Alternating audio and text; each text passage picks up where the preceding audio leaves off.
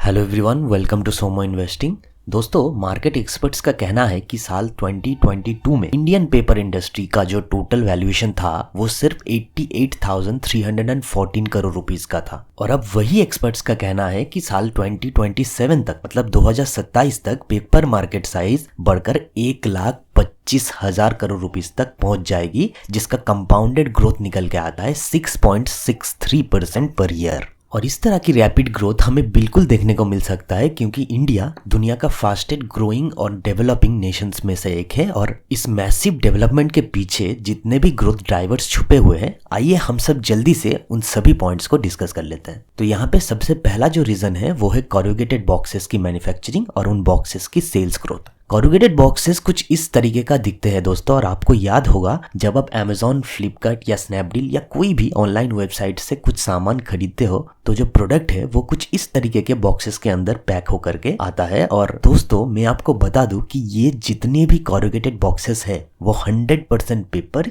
या paper mould से बनाए जाते हैं। इंडिया में पिछले 10 साल के अंदर ई कॉमर्स में मतलब ऑनलाइन बिजनेस के अंदर जितना ग्रोथ देखने को मिला है उतना ग्रोथ कोई और इंडस्ट्री में शायद देखने को नहीं मिला होगा। जी हाँ दोस्तों, हमने और आप लोगों ने मिलकर पिछले कुछ सालों से जो जमकर ऑनलाइन खरीदारी करते आ रहे हैं उसे देखकर कुछ मार्केट एक्सपर्ट्स का कहना है कि 2050 तक Indian e commerce market $350 billion US तक पहुंच सकती है। और अगर ऐसा वाकई हो जाता है ना तो दोस्तों आप सोच सकते हैं कि कॉरुगेटेड बॉक्सेस का इस्तेमाल कितना ज़्यादा बढ़ जाएगा और इसी के साथ पेपर मार्केट में भी ज़बरदस्त ग्रोथ हमें देखने को मिल सकता है। अब यहाँ तक तो बात रही सिर्फ कॉरुगेटेड बॉक्सेस की, बट इन बॉक्सेस के अलावा भी और भी बहुत सारे फैक्टर्स हैं जो इंडियन पेपर इंडस्ट्री को ज़बरदस्त बूस्ट देने वाले हैं। अब इनमें से सबसे पहला फैक्टर तो यही है कि गवर्नमेंट की तरफ से प्लास्टिक्स बैन किया जा रहा है और उसकी जगह पे बहुत सारे सेक्टर्स पे ना, खास करके फूड पैकेजिंग इंडस्ट्री में पेपर्स को एज एन ऑल्टरनेटिव इस्तेमाल करने के लिए बोला जा रहा है। पेपर इंडस्ट्री के अंदर कुछ कंपनीज है जो ऐसी पेपर बना रहे हैं जो ऑयल एंड वाटर रेजिस्टेंस है। कुछ पेपर मेड कंटेनर्स भी आते हैं जो मॉइस्चर एंड ऑक्सीजन बैरियर्स के साथ है, यहाँ तक कि वो कंटेनर्स हीट सीलेबल भी हो रहे हैं। इसके अलावा पेपर बेस्ड थाली, स्पून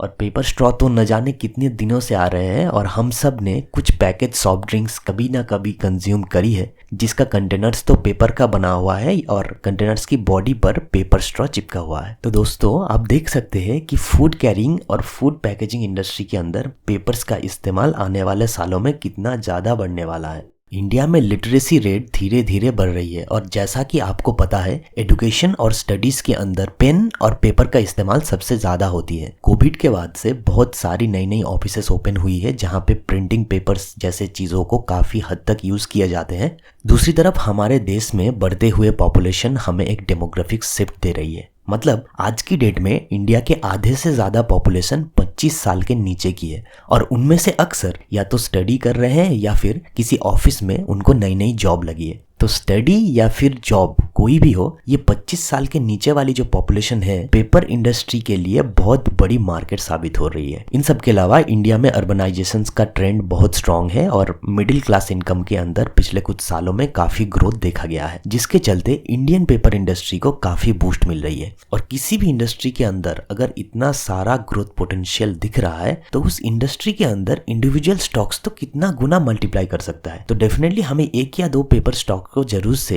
इन्वेस्टमेंट के लिए कंसिडर करना चाहिए जो कंपनी अच्छी हो और बिजनेस भी अच्छा चल रहा हो। तो दोस्तों यहीं पे हमारे आज का short and crisp paper industry analysis खत्म होता है और इसके अगले वीडियो में हम लोग 2 स्मॉल कैप पेपर इंडस्ट्री के बारे में जानेंगे जो मेरे हिसाब से अच्छी कंपनीज है और लॉन्ग टर्म के लिए इन्वेस्टमेंट के लायक है। So please stay tuned for the next part of this video and thanks for watching.